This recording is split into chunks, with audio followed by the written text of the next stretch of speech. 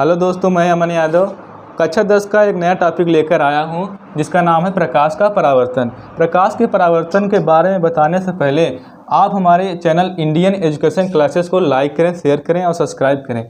मैं आज आपको बताऊंगा कि प्रकाश का परावर्तन होता क्या है। आप देखते होंगे कि प्रकाश जब किसी सतह पर गिरता है तो वह वस्तु हमें दिखाई देता है। आप जानते हैं कि प्रकाश का उसमें परावर्तन होता है, शायद आप नहीं जानते होंगे, लेकिन मैं बता दूं उसमें प्रकाश का परावर्तन होता है। जब कोई किरण, प्रकाश की किरण किसी वस्तु पर गिरती है, मान लीजिए यहाँ एक ईंट है, जब कोई किरण, प्रकाश की किरण इस ईंट पर गिरती है और टकरा कर हमारे आँखों पर आती है, तब हमें यह ईंट दिखाई देता है। तब हमें पता चलता है कि यह प्रकाश का परावर्तन होता है। मैं बता दूं इसमें प्रकाश का परावर्तन होता है। मैं आपको प्रकाश के परावर्तन के बारे में डिटेल में बताने जा रहा हूं कि जब किसी पॉलिशदार सतह पर कोई आपतित किरण, कोई प्रकाश की किरण गिरती है और टकराकर उसी माध्यम में वापस लौट जाती है, इसी घटना को प्रकाश का परावर्तन कहते हैं।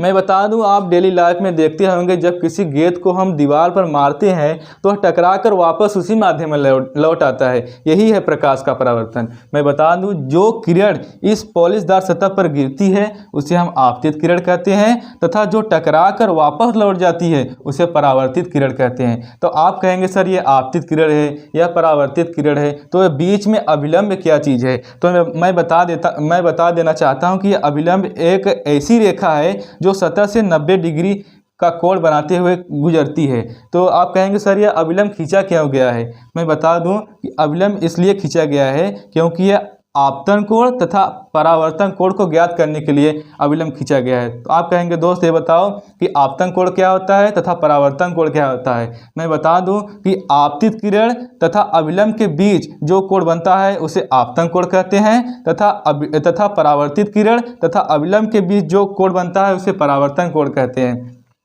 और यह किरणें जिस सतह पर गिरती हैं उसे परावर्तक सतह कहते हैं, और आपतित किरण, अभिलंब तथा परावर्तित किरण जिस बिंदु पर मिलता है उसे हम आपतन बिंदु कहते हैं। आपको मैं बता दूं प्रकाश के दो नियम होते हैं।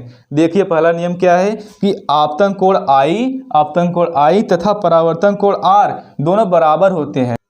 दोस्तों मैं बता देता हूं कि दूसरा नियम, प्रकाश का परावर्तन का दूसरा नियम क्या है कि आपतित किरण, अभिलंब तथा परावर्तित किरण तीनों एक ही बिंदु पर होते हैं। यही प्रकाश का परावर्तन का दूसरा नियम है। धन्यवाद दोस्तों। आपको यह वीडियो समझ में आया हो तो लाइक करें, शेयर करें और सब्सक्राइब करें, और जहां कुछ भी थोड़ा भी गलती लगे आप कमेंट में लिख दें। धन्यवाद।